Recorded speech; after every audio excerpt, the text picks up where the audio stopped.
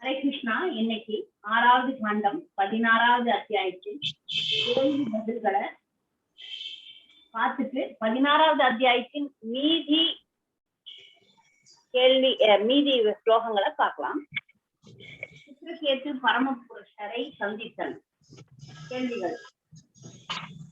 முதல் கேள்வி, ஜீவாத்மா என்ன கூறியது?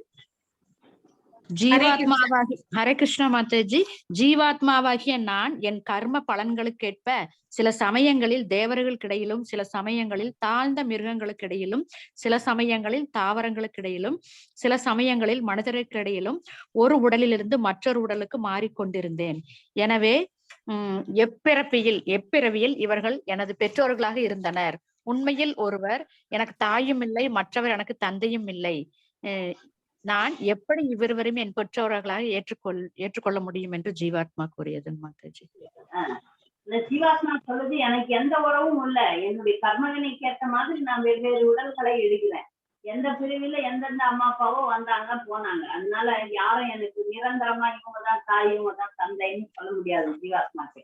ஜீவாத்மாக்கு ஒரே உண்மையான உறவு வந்து கிருஷ்ணர் தான். நன்றி மாதாஜி.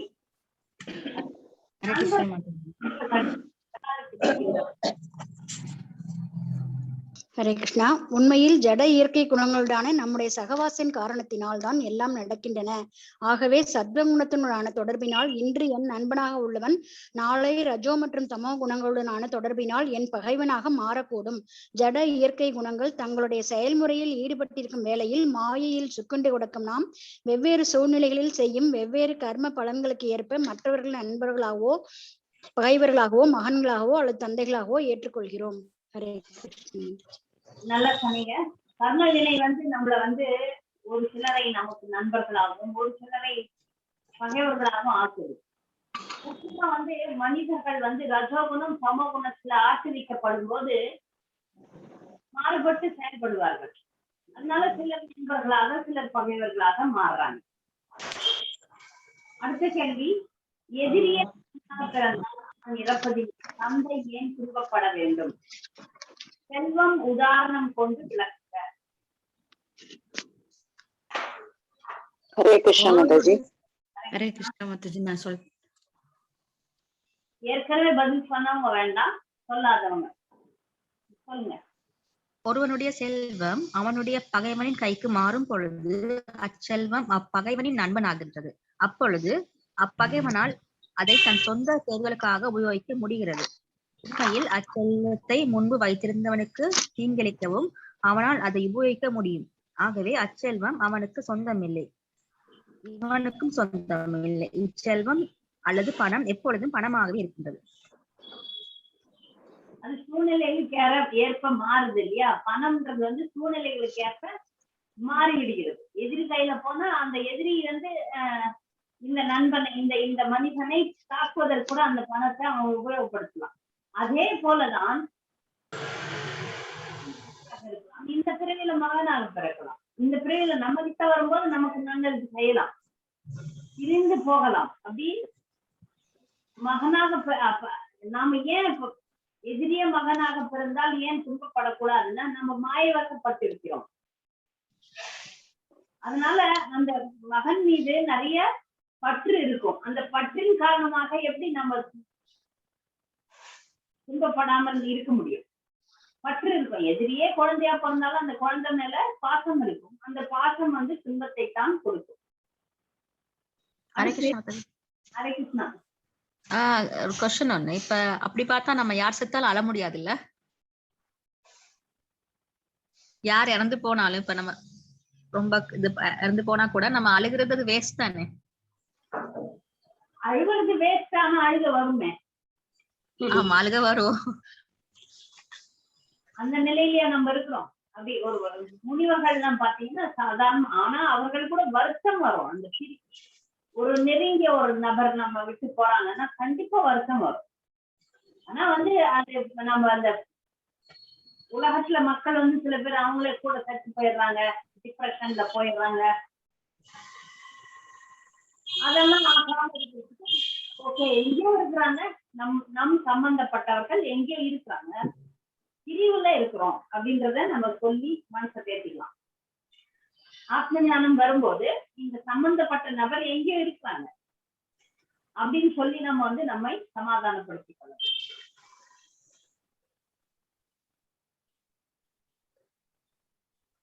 இவ்வுலகில் அடுத்த கேள்வி, இவ்வுலகில் கடினம்.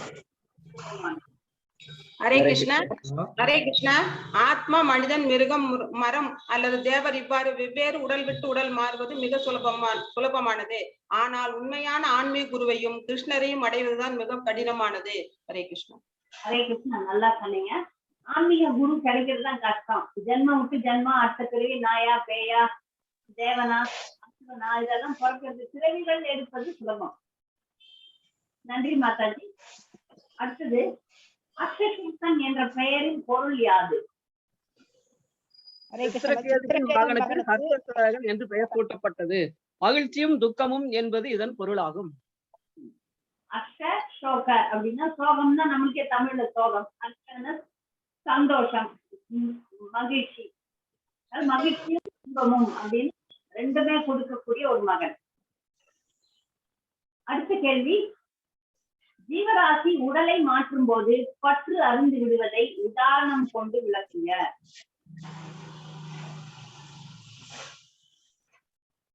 தன்னிடம் சரக்கு இருக்கும்போது அதை தன்னுடையதென்று ஒருவன் நினைக்கிறான். ஆனால் அது வேறொருவரின் கைக்கு மாற்றப்பட்டதும் அது அவனுடையதாகிறது. அப்போது முந்தைய உரிமையாளனுக்கு அதனிடமிருந்த உறவு அறிந்து விடுகிறது. அதனிடம் அவனுக்கு பற்றுதல் இல்லை. அதுபோல் ஆத்மா வேறொரு உடலுக்கு மாற்றப்பட்ட உடனேயே பற்று அறிந்துவிடும். நன்றி, நல்லா சொன்னீங்க. நான் இந்த உடலோடு சம்பந்தப்பட்டவர்கள், என் உறவுகள் என்ற எண்ணங்கள் எது வரை தொடரும்? ஹரே கிருஷ்ணா மாதாஜி. ஒரு ஜீவராசி ஜட உடலுக்குள் வாழும் போது நான் இந்த உடல் என்று பொய்யாக நினைக்கிறான். பேரன் வந்து அவனது தாய் தந்தையுடன் உள்ள அவனுடைய உறவுகள் பொய்யான கற்பனை எண்ணங்களாகும். ஒருவன் ஆத்ம ஞானத்தை பெறாதவரை இந்த மாயைகள் தொடர்கின்றன. ஆத்ம ஞானத்தை பெறாதவரை இந்த மாயைகள் தொடரும். நான் இந்த உடல் சம்பந்தப்பட்ட விஷயங்கள் மேல நிறைய முக்கியத்துவம் தருது, இதெல்லாம் வந்து தொடர்ந்து கொண்டே இருக்கு. நன்றி. அடுத்த கேள்வி, அச்சிந்திய பேதாபேத தத்துவத்தை விளக்குக. ஹரே கிருஷ்ணா மாதாஜி. அச்சிந்திய பேதேத தத்துவம், அதாவது ஒரே சமயத்தில் ஒற்றுமையும் வேற்றுமையும் கொண்ட தத்துவம் விவரிக்கப்படுகிறது. ஜீவராசி பரமபுருஷரை போல் நித்தியமானவன். ஆனால் வேறுபாடு என்னவெனில், பரமபுருஷர் அனைவரிலும் பெரியவராவார். அவருக்கு சமமானவரோ அவரை விட உயர்ந்தவரோ ஒருவரும் இல்லை. ஆனால் ஜீவராசியோ மிக மிக சிறியவனாவான். ஜீவராசியின் பரிமாணம் தலைமுடியின் நுனியில் 10,000 ஒரு பாகம் என்று சாஸ்திரம் விவரிக்கின்றது. அச்சிந்திய பேதாபேத தத்துவம்னா ஜீவாத்மாவும் பரமாத்மாவும் குணத்தில் ஒன்று, அளவில் வேறு. அதனால கண்டிப்பா பரமாத்மா வந்து பகவான் வந்து மிக உயர்ந்தவர். அதனால உயர்ந்தவர் அப்படின்றதுனால அவர் வந்து ஜிகு அப்படின்னு சொல்றாங்க. ஜீவாத்மா ரொம்ப சிறியது, அதனால அணுன்னு சொல்றாங்க. அடுத்த கேள்வி, ஆத்ம மாயா குணை பொருள் கூறவும். ஆத்ம மாயா குணை, அவன் பரமபுருஷனின் மாய சக்தியால் மூடப்படக்கூடியவன். ஜீவராசி ஜட உலகில் பந்தப்பட்ட நிலையில் இருப்பதற்கு அவனே பொறுப்பாளியாவான். மாயினால மூடப்படக்கூடியவன் வந்து ஜீவன். நன்றி மாதாஜி. ஜீவன் ஏன் பிரபு என்று அழைக்கப்படுகிறான்? ஹரே கிருஷ்ண மாதாஜி. அர்ஜுனா, பரமபுருஷர் ஒவ்வொரு இதயத்தில் இருக்கிறார். பௌதீக சக்தியால் செய்யப்பட்ட இயந்திரங்களில் அமர்ந்திருப்பவர் போன்ற ஜீவராசியின் பயணங்கள் அவரே வழிநடத்துகிறார். ஜீவராசி உலகை தன் விருப்பம் போல் அனுபவிக்க பகவான் வாய்ப்பளிக்கிறார். ஆனால் ஜீவராசி எல்லா பௌதிக ஆசைகளையும் விட்டுவிட்டு பரமபுருஷரிடம் முழுமையாக சரணடைந்து பரமபதம் அடைய வேண்டும் என்ற விருப்பத்தை பகவான் வெளிப்படையாக கூறுகிறார். ஹரே கிருஷ்ண மாதாஜி. நான் கேட்ட கேள்வி வந்து ஜீவன் ஏன் பிரபு என்று அழைக்கப்படுகிறார்? ஜட உலகில் பந்தப்பட்ட நிலையில் இருப்பதற்கு அவனே பொறுப்பாளியாவான். எனவேதான் அவன் பிரபு என்று விவரிக்கப்படுகிறான். உலகத்துல வந்து இருப்பதற்கும் இல்ல ஆன்மீக உலகத்துக்கு போறதுக்கும் வந்து உரிமை உண்டு, தனி சுதந்திரம் உண்டு. தன் வாழ்க்கையில அவன் வந்து என்ன செய்யலான்றத முடிவு பண்ணக்கூடிய சுதந்திரம் உண்டு. அதனால பிரபு என்று அழைக்கப்படுகிறான். எந்த ஆர்தனி மாயையா பொருள் கூறவும்.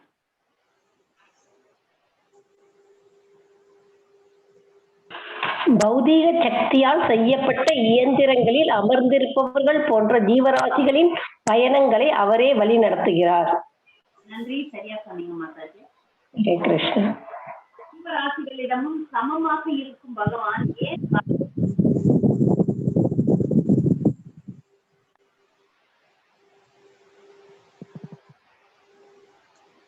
என்னங்க பார்த்தியாலிட்டி? எல்லாத்துக்கும் சமூகம் சர்வபூத்தேன்னு சொல்லிட்டாரு.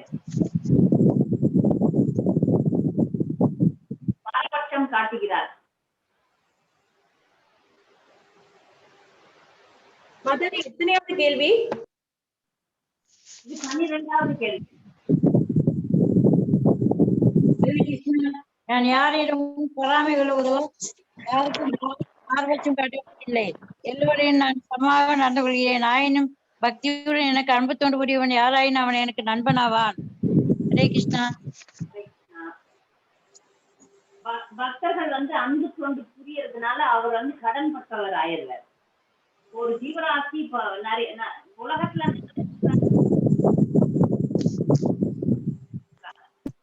நல்லது பண்ணா நல்லது கொடுத்துருவாரு, கெட்டது பண்ணா கெட்டது கொடுத்துருவாரு. ஆனா அவரையே நினைச்சு அவருக்கே தொண்டு செய்யும் போது அந்த பக்தன். ஹரே கிருஷ்ணா மாதாஜி. வாய்ஸ் பிரேக் ஆகுதுங்க மாதாஜி. வாய்ஸும் வரலைங்க மாதாஜி. வாய்ஸ் வரலையா மாதாஜி? காத்தடிக்கிறப்ப வாய்ஸ் கேட்க மாட்டேங்குது மாதாஜி.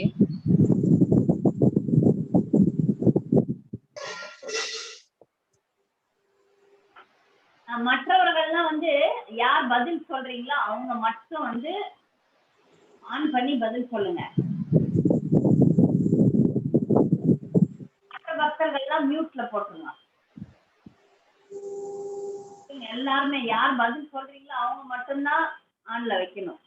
வீடியோ ஆன் பண்ணிக்கோங்க. எல்லாரும் நான் மியூட்ல போடுறேன். நீங்க பதில் சொல்லும் போது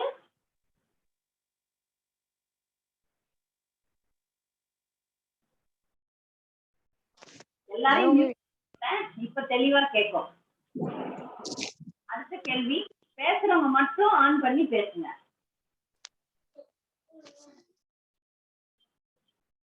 யாரிடம் பகவான் கடுமையான விரோதம் கொள்கிறார்? மனிதர்களில் கடைப்பட்டவர்களும் வராமலையும் கொண்டவர்களுமான இவர்கள் பௌதிக இருப்பினும் கடலில் பல்வேறு அசுர உயிரினங்களுள் என்னால் தள்ளப்படுகின்றனர். தமது பக்தர்களிடம் பொறாமை கொண்டவர்களிடம் பகவான் கடுமையாக விரோதம் கொள்கிறார். ஹரே கிருஷ்ணா மாதாஜி. யார் பொறாமை கொள்றாங்களோ அவங்கள கிருஷ்ணருக்கு பிடிக்காது. அடுத்தது, நன்றி. திருக்குறிப்பு வரைக. உதாசீனர்.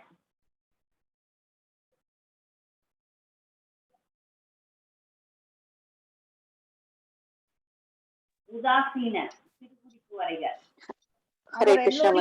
அமர்ந்து கொண்டு நன்மை தீமை என்ற எல்லா காரண விளைவுகளுக்கும் நடுநிலையாக சாட்சியாக இருக்கிறார் என்று கூறப்படுகிறது. அவர் நடுநிலை வகிப்பது என்பது உதாசீன, அவர் செயலில் இறங்குவதில்லை என்பதை குறிப்பதாகாது. மாறாக தனிப்பட்ட முறையில் அதனால் அவர் பாதிப்படுவதில்லை என்பதை அது குறிக்கிறது. பகவான் மத்தியஸ்தராக இருக்கிறார். அவரு நல்லது கெட்டது இருமைகள்ல பாதிக்கப்பட மாட்டார். அதனால உதாசீனம் பார்க்க போறோம். அதுல ஒரு ஹரே கிருஷ்ணா மாதாஜி. ஹரே கிருஷ்ணா. அதுல ஒரு உதாரணம் கொடுத்திருக்காங்க தானே மாதாஜி. ஒரு நீதிபதி அந்த நடுநிலையா இருந்து நீதி சொல்றாரு. அப்ப அந்த வழக்குக்கு ஏற்பதான் அந்த நீதிபதி வழக்குக்கு உரைப்பார். ஒருவேளை தப்பு செஞ்சவன் அவனுக்கு ஏத்த மாதிரி வழக்கு சரியா வந்துட்டா மாதாஜி? வழக்கு அது விளங்கல எனக்கு. நீதிபதின்றவர் ஐடியல் உண்மையான சூழ்நிலைக்கு தான் இந்த நீதிபதி உதாரணம். உலகத்துல நீதிபதிக்கு லஞ்சம் கொடுத்துட்றாங்க, பொய் சாட்சி சொல்லிடுறாங்க. அப்ப நீதிபதி பொய் சாட்சி சொல்றவனுக்கு நல்ல நீதி வழங்கிடுறாரு. அதை பகவான் கிட்ட வைக்க முடியாது. பகவானுடைய நீதி தான். நல்லதுன்னா நல்லது, கெட்டதுன்னா கெட்டது. நீ என்ன பண்றியோ அந்த பகவானுடைய சட்டம் தோத்து போவாது. இது இந்த உலகத்தை வச்சு நீங்க கன்ஃபியூஸ் ஆயிக்காதீங்க. உலகத்தால இருக்கிற நீதிபதியை ஏமாத்திடுறாங்க. அந்த மாதிரி இங்க நம்மை ஆளுபவர்கள் கூட தவறுவதில்லை. இப்ப யமராஜர் இருக்கிறார். அப்புறம் பிரபஞ்சத்துல நம்மை ஆளும் சூரியன், சந்திரன், இந்த மாதிரி மேலாளர்கள் இருக்கிறாங்க. அவங்க எல்லாம் கூட தவறு செய்வதே கிடையாது. இந்த மனிதர்கள்ல தவறு நடக்கலாம்.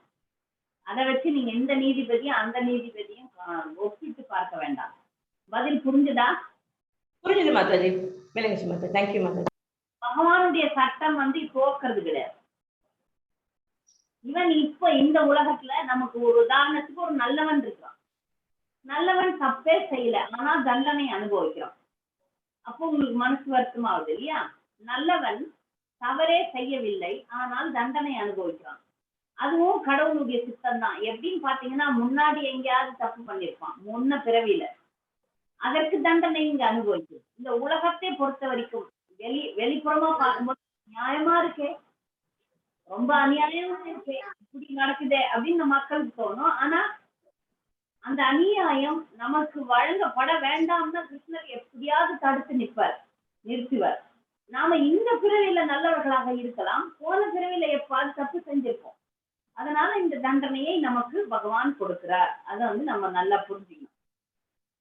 இந்த மாதிரி தவறுகள் செய்யப்ப ஆனா நீங்க கேட்கலாம், அப்போ அநியாயம் பண்றானே அவன் கதை என்னன்னா அவனும் அதுக்கு அப்புறமா அனுபவிப்பான். புரியுதா? அடுத்தது, சோதனை மீள முடியாத துயரத்திற்கு தீர்வு யாது?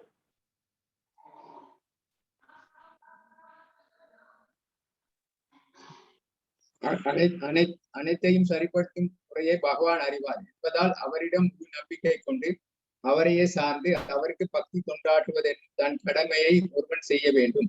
எல்லா சூழ்நிலைகளிலும் ஒருவன் இனிமைகளால் கலக்கம் அடையாதவனாக இருக்க வேண்டும். பகவத்கீதை 2.47 பின்வருமாறு கூறுகிறது.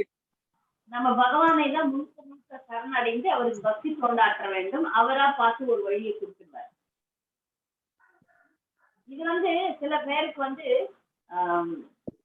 இம்ப்ராக்டிக்கலா தெரியுது. என்னது, சாமி கும்பிட்டா நம்மால செய்யணும், நம்ம செய்ய வேண்டிய முயற்சிகளை. ஒரு நோய் வந்திருக்கு, அப்ப அந்த நோயை குணப்படுத்துவதற்கான நேர்மையான வழிமுறைகளில் அதை தீர்க்கிறதுக்கு முயற்சி பண்ணணும். அதை மீறி அது சரியாகல அப்படின்னும் போது நம்ம பகவானை சரணடைய வேண்டும். பகவானே, உன் சித்தம் எது? என் முயற்சியில நான் தோற்று கொண்டிருக்கிறேன், உன்னுடைய சித்தம் எது? அது மாதிரி எல்லா விஷயங்களையும் நம்ம கொள்ளலாம். சில பேர் முயற்சியை பண்ணாம நாங்க முயற்சி பண்ணோம் நடக்கலன்னு, அது தவறு. நம்ம முயற்சி செய்தா முயற்சி திருவினையாக்கும் தான் படிச்சிருக்கோம்.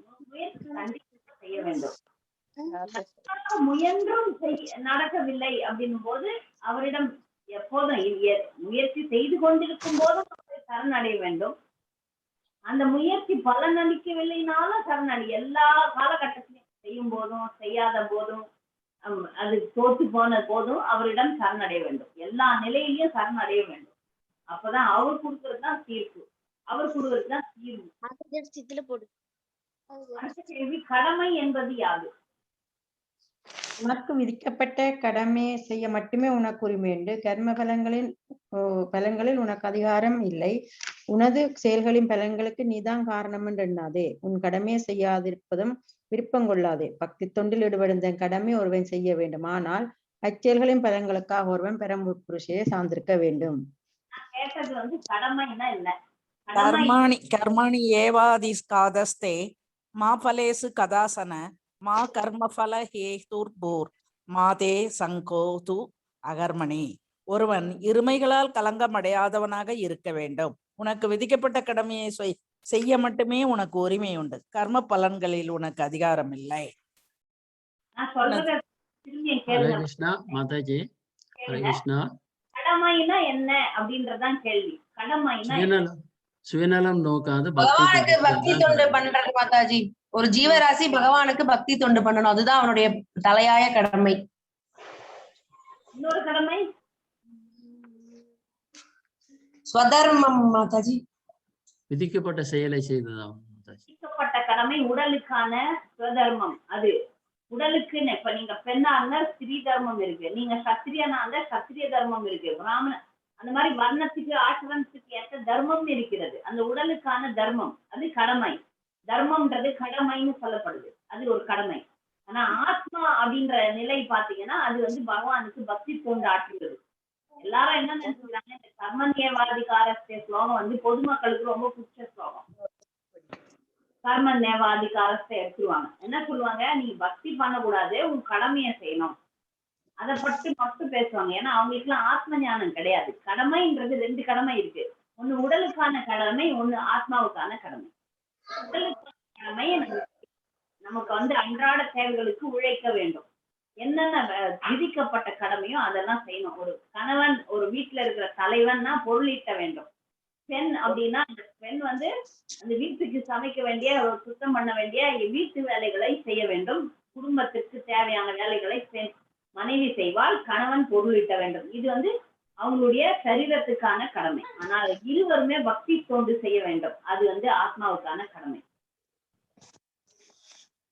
மாதாஜி ஒரு கொஸ்டின் மாதாஜி, இப்ப பொதுவா பௌதிகவாதிகள் கிட்ட நம்ம பக்தி செய்யணும் அப்படின்னு சொன்னா அவங்க ஒரு ஒரு 2 பேர் என்னோட சொன்ன இது மாதாஜி, சாப்பாட்டுக்கே இந்த கொரோனா டைம்ல வழி இல்ல, நீங்க பக்திய செய்ய சொல்றீங்களே, இதுக்கு நம்ம என்ன மாதாஜி அவங்களுக்கு பதில் சொல்லணும்? அதாவது அவங்களால எந்த அளவுல செய்ய முடியுமோ அந்த அளவுல செய்யலாம். நேரமே இல்லைன்னு மக்கள் சொல்றதை நம்ம ஏற்றுக்க முடியாது. எத்தனையோ நேரம் நமக்கு கொடுக்கப்பட்டிருக்கிறது. சரி, உங்களுக்கு சுத்தமா எங்களை மாதிரி 16 மாலை 64 மாலை காலையில 3 மணிக்கு எழுந்துக்கிறது, எப்பவுமே ஜபம், எப்பவுமே படிக்கிறது, இதெல்லாம் சாத்தியம் இல்லை, ஒத்துக்கிறோம். ஏன்னா காலையில இருந்து வேலைக்கு போவாங்க, இதெல்லாம் சாத்தியம் இல்லை. ஆனால் பகவானுக்கு ஒரு பூ போட முடியாதா? வாரத்துல ஒரு முறை கோயிலுக்கு வர முடியாதா? மனசுல வேலைக்கு 1 மணி நேரம் பயணம் செய்துதான் வேலைக்கு போகணும்னா அந்த பயணம் செய்யற நேரத்துல நாமும் சொல்ல முடியாதா? இப்படி நீங்க அறிவுரை பிரச்சாரம் செய்யும் பக்தர்கள் நேரத்தை அவர்களுக்கு எப்படி எடுத்து பகவானுக்கு பக்தி தொண்டு ஆற்றுவது என்பதை சொல்லிக் கொடுக்க வேண்டும். நேரம் இல்லைன்னு தான் சொல்லுவாங்க. இந்த மாதிரி நேரம் இல்லையா? தூங்குறதுக்கு 5 நிமிஷம் முன்னாடி நேரம் இல்லையா? காலையில எழுந்து பல்லு தேய்க்கிறீங்களா, அப்ப நேரம் இல்லையா? மனசதான் கிருஷ்ணர் கொடுக்க சொல்றாரு. டிவி பாக்குறோம், கதை பேசுறோம், எவ்வளவோ நேரம் இருக்கிறது. நேரம்னு பார்த்தோம்னா நிறைய நேரம் இருக்கிறது. ஆனா நம்ம அதை அவங்களுக்கு நாம தான் போட்டு காட்டணும். சரி மாதாஜி.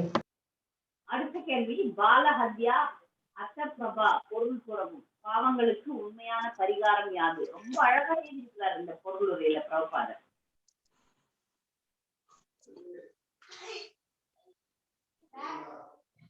மனித சமுதாயத்தில் குழந்தைகளை கொல்லும் வழக்கம் நீண்ட காலமாக நினைவிற்கெட்டாத காலத்திலிருந்து இருந்து வருகிறது.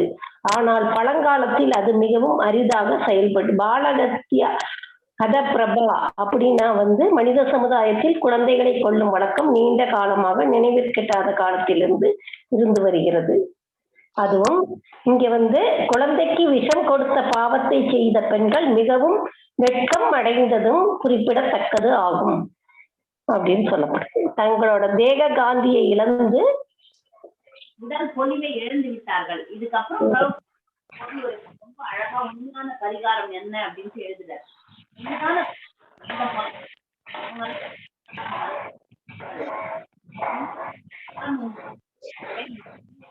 குழந்தைகளை கொள்வதை விட்டுவிட்டு கிருஷ்ண பக்தி உறுதியா பின்பற்றுவதன் மூலம் தங்களுடைய பாவங்களுக்கு பரிகாரம் தேடிக்கொள்ள வேண்டும்.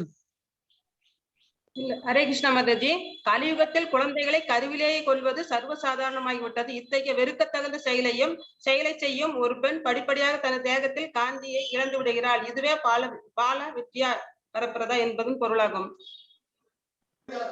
உண்மையான பரிகாரம் நமக்கு தெரிஞ்சிச்சு. எந்த பாவத்துக்கும் பாவங்களுக்கு பொதுவா வேதங்கள்ல பரிகாரம் சொல்லப்பட்டிருக்கு. அதெல்லாம் பக்தி இல்லாதவர்களுக்கு. நம்ம கிருஷ்ண உணர்வுல இருக்கிறவங்க தீவிரமாக அந்த கிருஷ்ண உணர்வை எடுத்து கொண்டோம் என்றால் பாவம் போயிடும். 1. 2வது, மீண்டும் அந்த பாவங்களை செய்யக்கூடாது. அதுல கவனமா இருக்கணும். அடுத்த கேள்வி, பிரணவ சர்வ வேதேஷு பொருள் புறவும். பகவான் ஸ்ரீகிருஷ்ணர் தம்மை பிரணவ சர்வ வேதேசு என்று கூறுகிறார். அதாவது அவர் வேத மந்திரங்களில் ஓம் என்ற பிரணவமாக இருக்கிறார். உன்னத ஞானத்தில் ஓம் என்ற பிரணவமாக இருக்கிறார். நன்றி மாதாஜி. அடுத்தது, சிரோதர சாய் விஷ்ணு எங்க வீட்டில் இருக்கிறார்? ஸ்ரீதர சாய் விஷ்ணு ஒவ்வொரு பிரபஞ்சத்திலும் உள்ள ஸ்வேத தீபம் எனப்படும் ஒரு விசேஷமான கிரகத்தில் அமைந்திருக்கிறார். ஹரே கிருஷ்ணா மாதாஜி. ஒவ்வொரு ஆத்மாவின் இதயத்தில் வீற்றிருக்கிறார். சொல்லுங்க. ஒரு ஆத்மாவின் இதயத்துல வீற்றிருக்கிறார் சரி எல்லாருடைய இதயத்திலும் இருக்கக்கூடியவர். ஒரு இதயத்திலும் இருக்கிறார் மது இருக்கிறார். அது வந்து அந்த அண்டத்துக்கு பிரபஞ்சம் ஒரு பிரபஞ்சத்துக்குள்ளேயும் அவருக்கும் ஒரு இடம் இருக்கு. அது ஒரு வைகுண்ட லோகம். ஒரு அண்டத்திலே இருக்கிறார். பகவான் ஏன் விஞ்ஞான மாத்ராய பரமானந்த மூர்த்தையே என்று அழைக்கப்படுகிறார்? ஹரே கிருஷ்ண மாதாஜி. வாசுதேவரன் ஸ்ரீ கிருஷ்ணர் அறிவுமயம் என்பதால் அவர் உடலுக்கும் ஆத்மாவிற்கும் எந்த வேறுபாடும் இல்லை. 4 கோடி ஆண்டுகளுக்கு முன்பு சூரிய தேவனிடம் கூறி கிருஷ்ணர் இன்னும் நினைவில் வைத்திருக்கிறார். ஆனால் சாதாரண ஒரு ஜீவனால் நேற்றுக்கு முந்தைய நாள் கூறியதை கூட நினைவில் வைத்திருக்க இயலவில்லை. இதுதான் கிருஷ்ணன் உடலுக்கும் நம்முடைய உடலுக்கும் உள்ள வேறுபாடு. எனவேதான் பகவான் விஞ்ஞான மாத்திராய பரமானந்த மூர்த்தி என்று அழைக்கப்படுகிறார். ஹரே கிருஷ்ண மாதாஜி.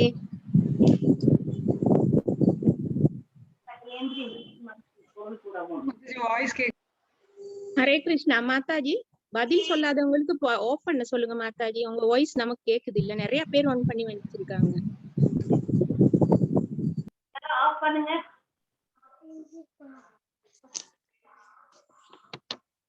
இருபத்தோராவது கேள்விக்கு பதில் சொல்லுங்க.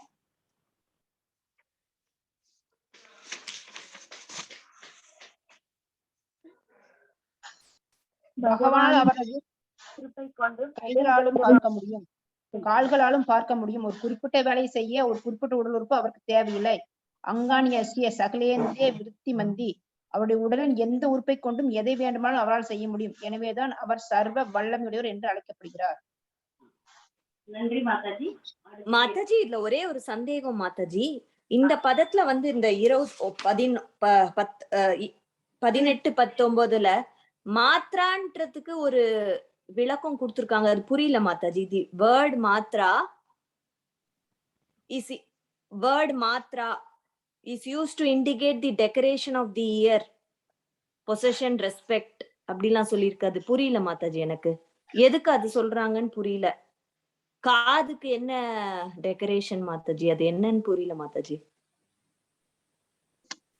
இந்த இதுதான் மாதாஜி, இந்த அங்காணி அந்த பர்பட்லயே மாதாஜி. சூழ்நிலைக்கேற்ப காதை அலங்கரிக்கும் ஆபரணம், உடைமை, மரியாதை போன்றவர்களை குறிப்பிடுவதற்காக உபயோகிக்கப்படுகிறது. பகவத்கீதை 2.14.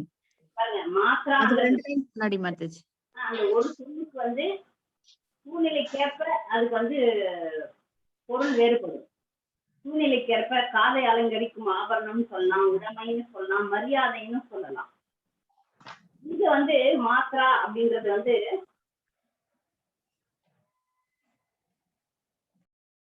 இந்த இடத்துல மாத்ரா ஸ்பர்ஷாஸ்து கௌந்தேய சீதோஷ்ணஸ்து விஸ்வதா. இது வந்து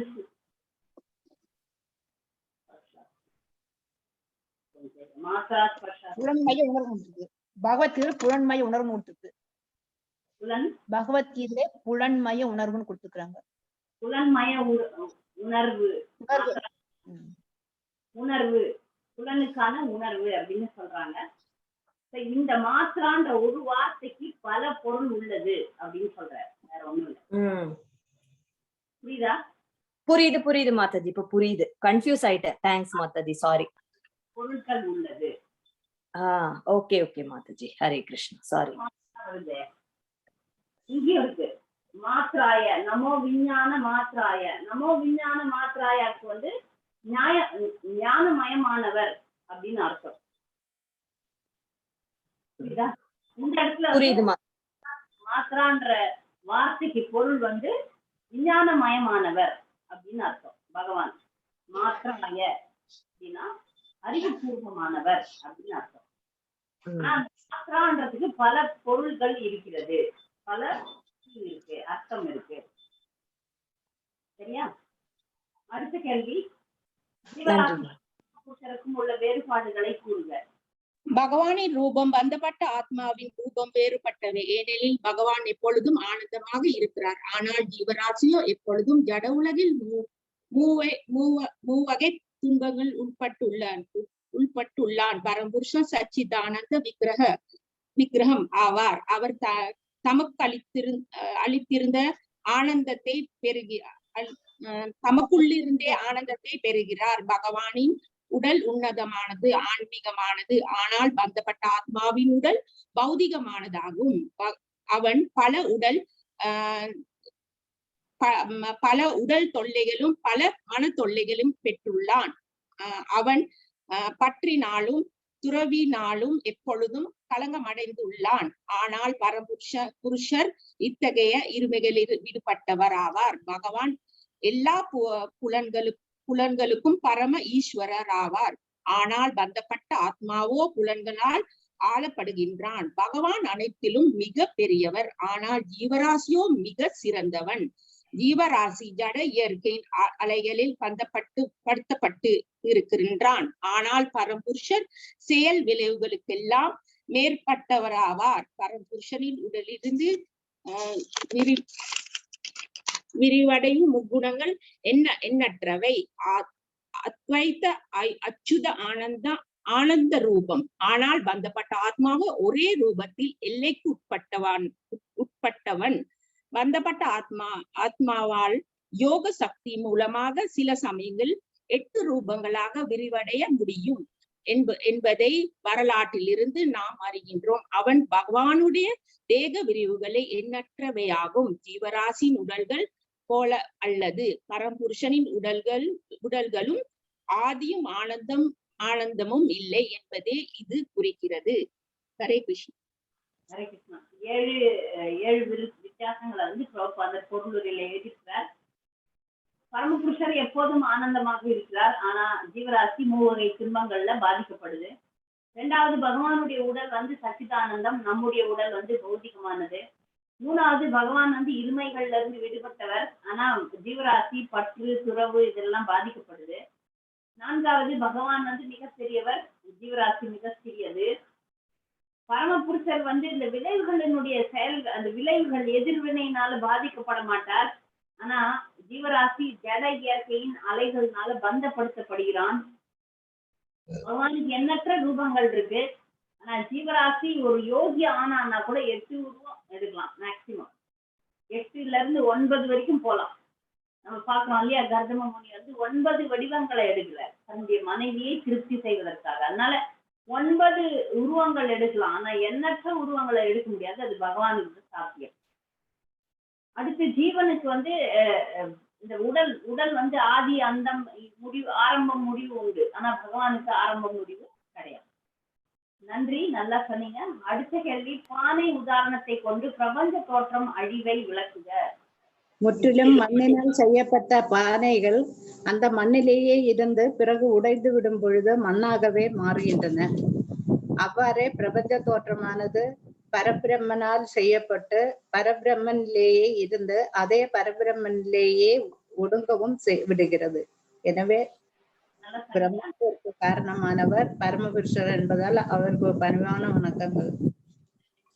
சரியா சொன்னீங்க. அடுத்த கேள்வி, ஜீவராசிகளால் செயலாற்றுவது எப்படி சாத்தியமாகிறது?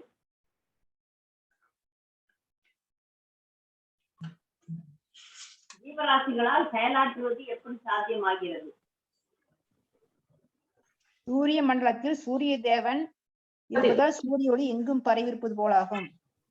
பரமபுருஷர் ரிஷிகேசன் என்று அழைக்கப்படுகிறார். அவர் ஒருவரே புலன்களை நடத்தி செல்கிறார்.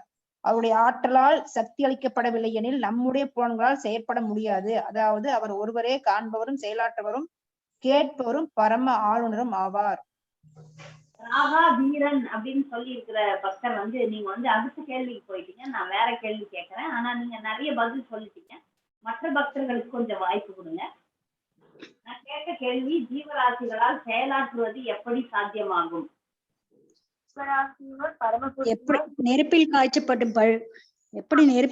காய்ச்சப்படும் இரும்பு எரிக்கும் சக்தியை பெறுகிறதோ அப்படியே உடல், புலன்கள், மனம், புத்தி, பிராணவாயுக்கள் ஆகியவை வெறும் ஜட பிண்டங்களே என்றாலும் அவற்றினுள் பரமபுருஷரால் சிறு உணர்வு துளி புகுத்தப்பட்டதும் அவற்றினால் செயல்பட முடிகிறது. எப்படி நெருப்பினால் காய்ச்சலால் ஒழி இரும்பினால் எரிக்க முடியாதோ அப்படியே பரபிரம்மன் தயவு இருந்தாலுடைய புலன்களால் செயல்பட முடியாது. ஏற்கனவே பதில் சொன்ன பக்தர்கள் வந்து மற்ற பக்தர்களுக்கு தயவு செய்து வாய்ப்பு கொடுங்கள். சில பேர் நிறைய பக்தர்கள் திரும்ப திரும்ப அவர்களே சொன்னவங்களே பதில் சொல்றீங்க. மற்ற பக்தர்களுக்கு வாய்ப்பு கொடுங்க. கேள்வி என்னன்னா, ஜீவராசிகள் எப்படி செயலாற்றுகின்றது அப்படின்னு பாத்தீங்கன்னா, ஜீவராசிகள் தனித்து செயலாற்ற முடியாது. நல்லா புரிஞ்சுங்க, தனித்து செயலாற்ற முடியாது. பகவானுடைய சக்தி கிடைச்சாதான். உதாரணத்துக்கு வந்து பிரபுபாதர் என்ன சொல்றாரு, ஒரு கம்பியை கொடுக்குறாரு. கம்பி நெருப்பு போல செயல்பட முடியுமா? முடியாது. ஆனால் நெருப்போட சம்பந்தப்பட்டு இருக்கும் போது அந்த கம்பி எடுத்துன்னு போய் நெருப்புல வச்சோம்னா அதுவும் சுடும். நெருப்பு சுடும், நெருப்பில் வைக்கப்படும் கம்பியும் சுடும், இரும்பும் சுடும். அதுதான் இங்க அர்த்தம்.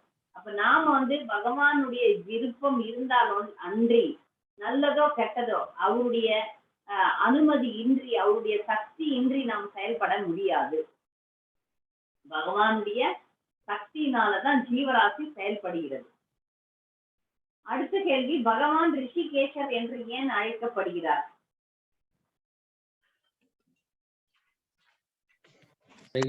உணர்வுக்கெல்லாம் தலைவராக இருக்கிறபடியா ரிஷிகேஷர் என்று அழைக்கப்படுகிறார்.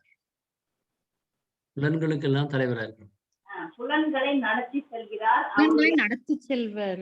புலன்களை நடத்தி அவர் ஒருவரே எல்லாருடைய புலன்களையும் நடத்தி செல்கிறார். அப்படித்தான் அவர்தான் புலன்களை அடக்குபவர், புலன்களை வழிகாட்டுபவர், புலன்களை நடத்தி செல்பவர். ஆமா, புலன்களுக்கு வழிகாட்டுபவர் அவர் ஒருவரே புலன்களை நடத்தி செல்பவர்.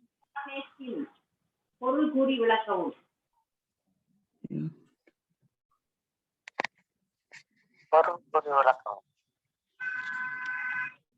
இது என்னடா கொஸ்டின் வராம செல்போன் எங்கேயே போயிருச்சு.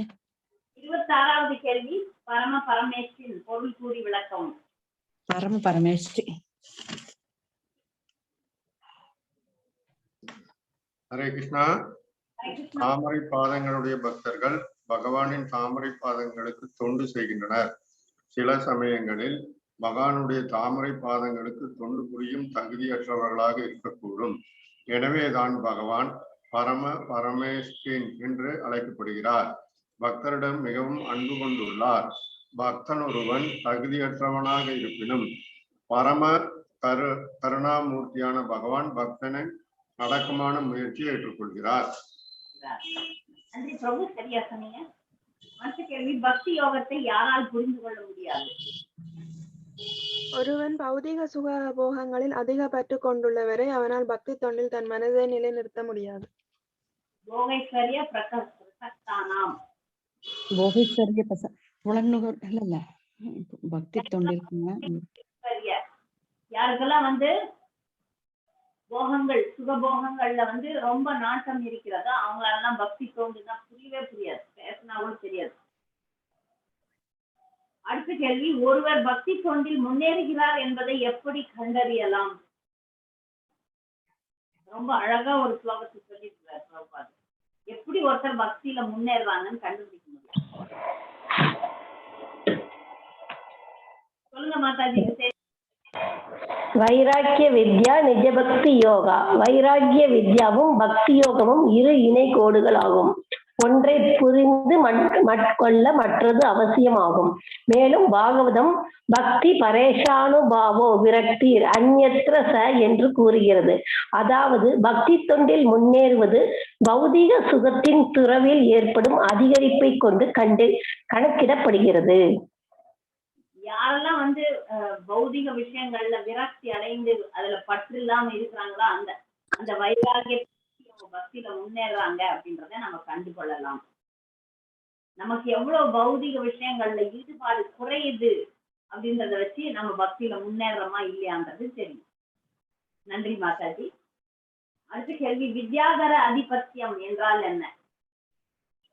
ஒரு பக்தன் ஆன்மீக குருவால் தீட்சை அளிக்கப்பட்டு அவரது உபதேசங்களை உறுதியாக பின்பற்றுவானாயின் அதன் பலனாக இயற்கையாகவே வித்யாதர அதிபத்தியம் என்று பௌதிக ஐஸ்வர்யங்களை பெறுவான். இங்க வந்து நமக்கு சித்திரகேத்துக்கு வந்து உடனே வந்து வித்யாதர லோகத்துக்கு வந்து ஏற்றம் பெறுகிறான். அதுதான் இங்க குறிப்பிடுகிறது. பக்தி தொண்டு செய்யும் போது சாதகமான விஷயங்கள் தானாக நடக்கும். அது கேட்கவே இல்லை, கேட்காமலே தானாக நடக்கும். நன்றி. அடுத்த கேள்வி, ஒருவனால் பக்தி தொண்டின் நுணுக்கங்களை எவ்வாறு புரிந்து கொள்ள முடியும்? ஒருவன் ஆன்மீக உணர்வில் எந்த அளவில் முன்னேறுகின்றானோ அந்த அளவிற்கு பக்தி தொண்டின் நுணுக்கங்களை அவனால் புரிந்து கொள்ள முடியும். நம்ம தூய்மையா கிருஷ்ணரிடம் அன்பு கொண்டு புரிகிறோமோ அந்த அந்த அளவுக்கு நமக்கு புரிதலை ஏற்படுத்துவார். இல்லைன்னா உள்ளதான் இருக்கிறாரு, சொல்லியே தர மாட்டார், கண்ணை மூடிடுவார். பக்தி நுணுக்கங்களை சொல்ல மாட்டார். இப்ப பக்திக்கு எனக்கு இது கிடைக்குது அது கிடைக்குது, உடல் ரீதியான சுகங்கள், இந்த பணம் பதவி புகழ் இதெல்லாம் கிடைக்குது அப்படின்ற எண்ணத்திலே இருக்கிறவங்களுக்கு அதை தான் காட்டுவார். உயர்ந்த விஷயங்கள் மறைக்கப்படும், உயர்ந்த விஷயங்களின் அர்த்தங்கள் புரியாது. அதனால எப்படி அந்த பக்தியினுடைய ரகசியங்கள் எப்படி நமக்கு புரியுறதுன்ற போது நம்ம எவ்வளவு தீவிரமா அதுல இருக்கிறோம்ன்றதுக்கு அளவுக்கு நமக்கு காட்டுவார் பகவான், இல்லைன்னா மறைச்சிடுவார். அடுத்து, எதனால் ஒருவன் ஆன்மீக உலகிற்கு உயர்த்தப்படுகிறான்?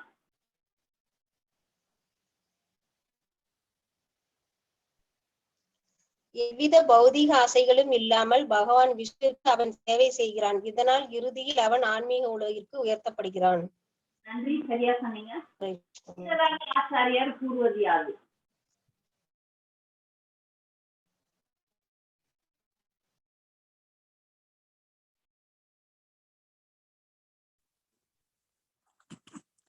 அவைஷ்ணவ முகோத்கீர்ணம் பூதம் ஹரி கதாமிருதம் சிரவணம் நைவ கர்த்தவியம் சர்வோசிஷ்டம் யதா பய. வைஷ்ணவன் நன்னடத்தில் உறுதியாக இல்லாமலும் கட்டுப்பாட்டு விதிகளை உறுதியாக பின்பற்றாமலும் ஹரே கிருஷ்ணா மந்திரத்தை ஜபிப்பவரின் வார்த்தைகளையே பாடல்கள்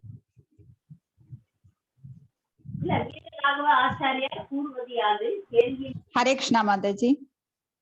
அதாவது விஷ்ணுவை வழிபடுவதன் மூலம் ஒரு பக்தனால் தான் விரும்பதை எல்லாம் பெற முடியும். சித்திரகேது மகாராஜன் பரமபதம் அடைவதை மட்டுமே விரும்பினார். அதுக்கு மேல ஒரு கர்மியின் பௌதிக ஐஸ்வர்யமும் ஒரு பக்தனின் பௌதிக ஐஸ்வர்யமும் ஒரே மட்டத்தில் உள்ளவை அல்ல. வீரராக ஆச்சாரியார் என்ன சொல்றாருன்னா, விஷ்ணுவை வழிபடுறதுனால ஒரு பக்தனுக்கு என்ன அதெல்லாம் விரும்பியதெல்லாம் ஒருவர் பெற முடியும் அப்படின்னு சொல்றார். நன்றி. பகவான் யாரால் சூழப்பட்டிருந்தார்? பகவான் யாரால் சூழப்பட்டிருந்தார்? சனத்குமாரர்களை போன்ற சிறந்த முக்தி பெற்ற ஆத்மாக்களால் சூழப்பட்டிருந்தார். நன்றி, சரியா சொன்னீங்க. பௌதீக ஆசைகளில் இருந்து தூய்மை பெறுவது எப்படி?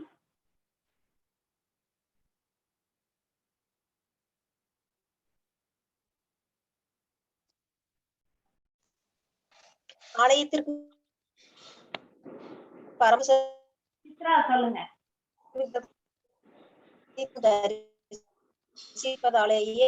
ஒருவன் படிப்படியாக தூய்மை அடைகிறான்.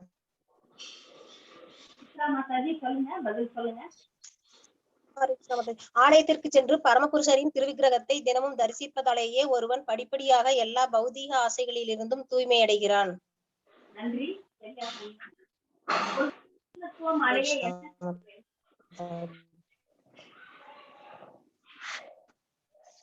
ஒருவன் பூர்ணத்துவம் அடைய என்ன?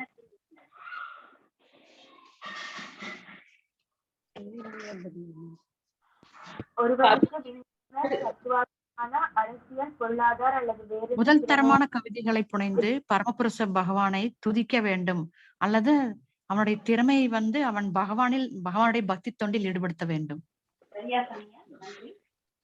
ஹரே கிருஷ்ணா மாதா. மேற்கோள் காட்டும் ஸ்லோகத்தின் பொருள் யாது?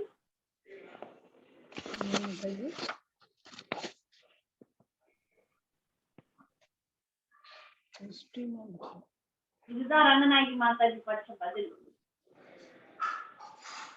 அவைஷ்ணவ முகோர் கீர்ணம் பத்ம புராணம் சொல்லுது, வைஷ்ணவ நன்னடத்தையில் உறுதியாக இல்லாமலும் கட்டுப்பாட்டு விதிகளை உறுதியாக பின்பற்றாமலும் ஹரே கிருஷ்ண மந்திரத்தை ஜெபிப்பவரின் வார்த்தைகளையோ பாடல்களையோ தூய பக்தர்கள் ஏற்றுக்கொள்ளக் கூடாது.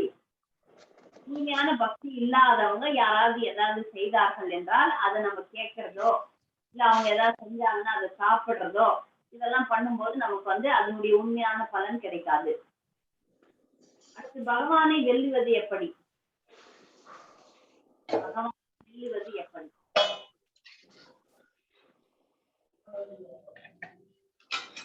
தூய பக்தியினால் எல்லா நிலைகளிலும் பக்தி செய்ய வேண்டும், உள்நோக்கமும் இல்லாமல் இருக்க வேண்டும், இடையராது இருக்க வேண்டும், பகவானுக்கு கொண்டு புரிவதை தவிர வேற எதுவும் விரும்பக்கூடாது. அப்பதான் பகவானை வெற்றி கொள்ள முடியும்.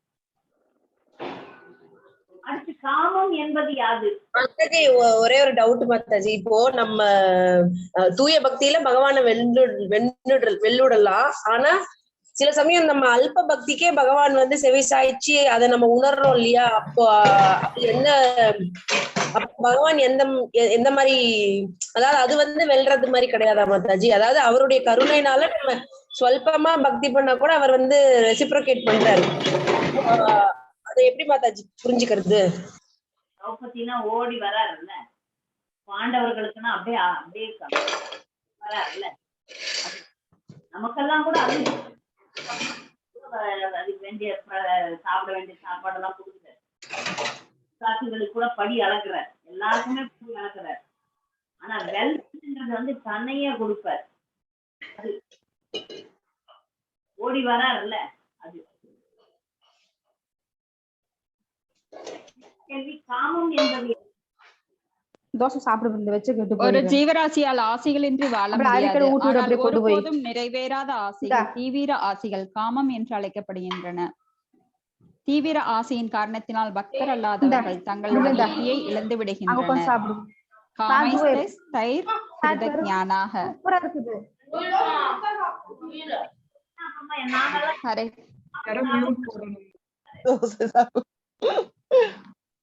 மைக் ஆன் பண்ணிட்டு குழந்தைய சாப்பிடுன்னு சொன்னா நாங்கெல்லாம் கேட்கிறோம்.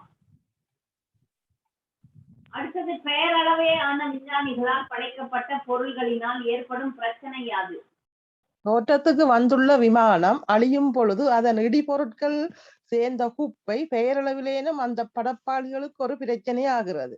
மற்றொரு உதாரணம் என்னவெனில், மேலை நாடுகளின் பல மோட்டார் வாகனங்கள் உருவாகின்றன. அந்த வாகனங்களுக்கு தேவையான மூலப்பொருட்களும் பேரளவான அந்த படைப்பிற்கு தேவையான புத்தியும் பகவானால் தான் அளிக்கப்படுகிறது என்பதில் ஐயமில்லை.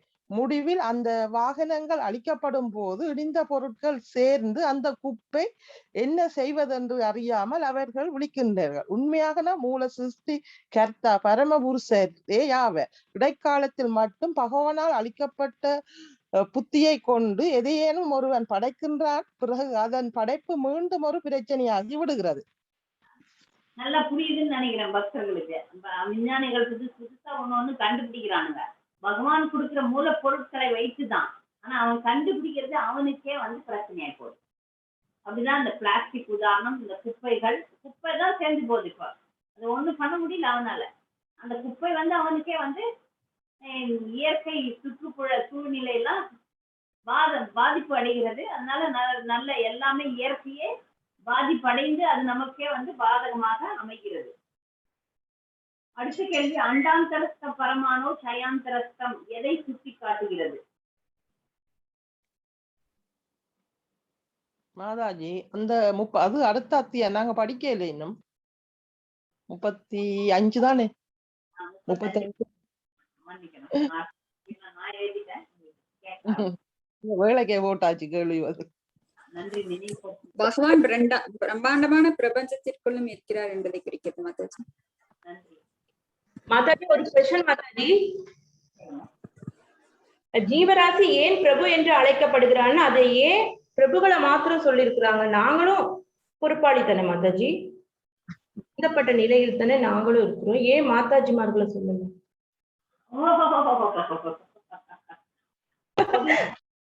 ஒரு ஜீவராசின்னும் போது ஆண் பால்ல தான் பெரும்பாலும் சொல்றாங்க, பெண் பால்ல சொல்றது இல்ல.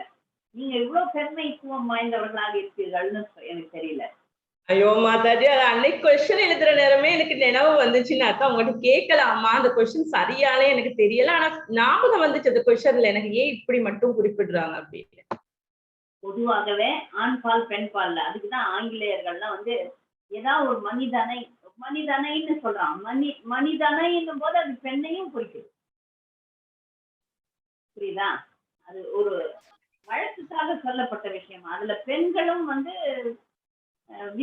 விலக்கப்பட்டார்கள்னு நீங்க நினைக்காதீங்க. பெண்களும் இன்க்ளூசிவ் தான். ஒரு ஜீவனுக்கு தனி சுதந்திரம் உண்டது. அதனால அதுவே அதுக்கு பிரபு. அப்ப அதனாலதான் வந்து நம்ம இஸ்கான் மாதாஜிகள்லாம் வந்து நம்மளெல்லாம் மாதாஜின்னு கூப்பிடாதீங்க, பிரபுன்னு கூப்பிடுங்கன்றாங்க. அது மிக தவறான ஒரு எண்ணம். நாம் மாதாஜியாக இருப்பது நல்லது பிரபுவாக இருப்பதை விட.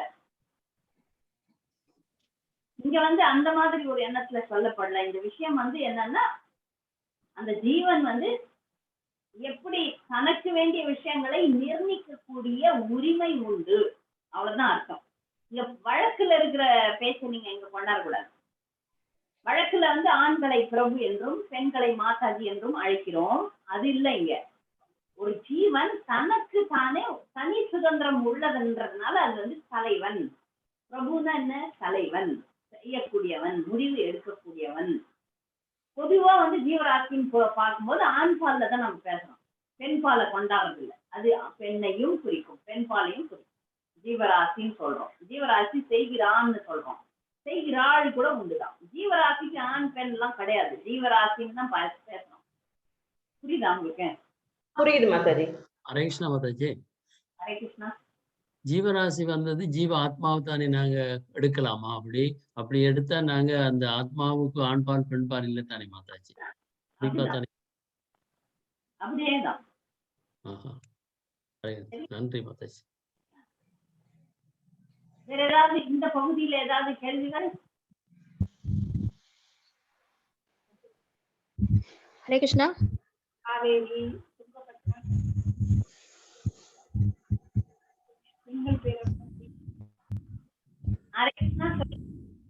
ஹரே கிருஷ்ணா. கேக்குதா மாதாஜி? ஜீவாத்மா எல்லாமே பெண் பால்ங்கிற மாதிரியும் கிருஷ்ணர் ஒருத்தர் தானே ஆண் மாதிரியும் தானே சொல்லுவாங்க, அப்படியா? ஆமா ஆமா, அப்படிதான் கொடுத்திருக்கு. ஒரே ஆண் கிருஷ்ணர் தான் சொல்றாங்க. ஆனால் வைகுண்ட லோகத்தில் ஆணும் உண்டு பெண்ணும் உண்டு. ஆண் ஜீவராசிகளும் உண்டு, பெண் ஜீவராசிகளும் உண்டு. வைகுண்ட லோகத்துல இதெல்லாம் இருக்கு. ஆண் பெண் உறவுகள் இருக்கு, ஆண் பெண்கள் இருக்கிறாங்க. அங்க எல்லாமே எல்லா உறவுகளும் இருக்கு. ஆனா உன்னதமான தளத்தில் ஆள்பவன் அப்படின்னு பாத்தீங்கன்னா கிருஷ்ணர் மட்டும்தான். அந்த சென்ஸ்ல ஆண் அப்படின்னா ஆண் தான் வந்து கண்டிப்பாக உயர்ந்தது, உயர்ந்தவர், உயர்ந்த நிலை. பாத்தீங்கன்னா பகவானுக்கு தான். மற்றதெல்லாம் பெண் நிலை, தாழ்ந்த நிலை.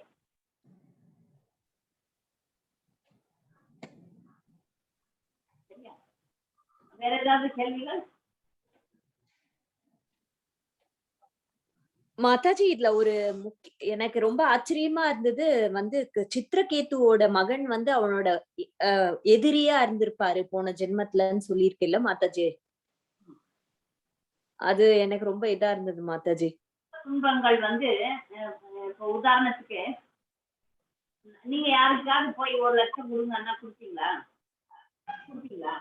சொல்ல சாதாரணமா இவங்களுக்கு கொடுங்க, 1 லட்சம் கொடுங்க, 10 லட்சம் கொடுங்கன்னா கொடுங்க. ஆனா உங்க பையன் வந்து எனக்கு வந்து இது வேணும், அனாவசிய செலவுகளை செய்யக்கூடிய குழந்தைகள் நிறைய இருக்கிறாங்க. எனக்கு தெரிஞ்ச ஒரு குழந்தைக்கு அவங்க பெற்றோர்கள் 1 லட்சம் ரூபாய் கொடுத்து போன் வாங்கி கொடுத்தாங்க. இதே வேற யாருன்னா பக்கத்துக்காரன்னா இருந்தா நீங்க கொடுப்பீங்களா? கொடுக்க மாட்டீங்க. உங்க தலை எழுத்துல இந்த ஜீவராசிக்கு 1 லட்சம் நீங்க அழுவணும் அப்படின்னு இருக்கு. அது குழந்தைன்னா சந்தோஷமா கொடுப்பீங்க. அதுவே எதிரி தான். அது போன பிறவி எதிரி, இந்த பிறவில உங்க ரத்தத்தை குடிக்கிறது. ஆனா என் குழந்தை அனுபவிக்கட்டும் அப்படின்னு சொல்லிட்டு நான் கஷ்டப்பட்டு சேர்த்து வச்சதை சல்லீசா அப்படியே எடுத்து விடுறேன். அவ்வளவுதாங்க. புரியுதா? இப்ப உங்களுக்கு புரிஞ்சிடும். இப்ப எதிரிக்கு செய்வோமா? நம்ம ஒரு எதிரி வரான், ஒரு வேளை சாப்பாடு போடணும்னா கூட போட மாட்டோம், தப்புன்னு கது அடிச்சுவோம். அதுலயே நம்ம பாரபட்சம்னா காட்டுவோம். அதே உங்க மகனாகத்த வந்தா செஞ்சுதானே ஆகணும். செய்வோமே, கர்ம வினை. மாதாஜி, இப்ப சில டைம் உடல்நிலை சரியில்லாம கூட குழந்தைகள் பிறக்குது இல்ல மாதாஜி? அதுவும் வந்து எதிரியா மாதாஜி? இல்ல உங்களுக்கு அது குழந்தை. நம்ம பக்கத்து வீட்டுக்காரனோ, எதிர் வீட்டுக்காரனோ, இல்ல நண்பர்களோ, உறவினர்களோ யாராவது உடல்நிலை சரியில்லாம நம்ம போய் கவனிப்போமா? முழு வாழ்க்கையை முழுவுமா? வேலை தொழிலெல்லாம் விட்டுட்டு அதுக்கே நான் பண்ண மாட்டோம். அந்த கர்ம வினை நமக்கு இருக்குதுன்னா அது நம்ம குழந்தையா வந்துதான் எடுக்கும். அந்த குழந்தைக்கும் இந்த மாதிரி துன்பத்தை பெற்றோர்களுக்கு கொடுக்க வேண்டும்னு இருக்கும், இந்த மாதிரி துன்பத்தை நான் இதனால அனுபவிக்க வேண்டும்னு இருக்கும். 2 சைடும் இருக்கும். அதனால அது சேர்த்து வச்சுருவாரு.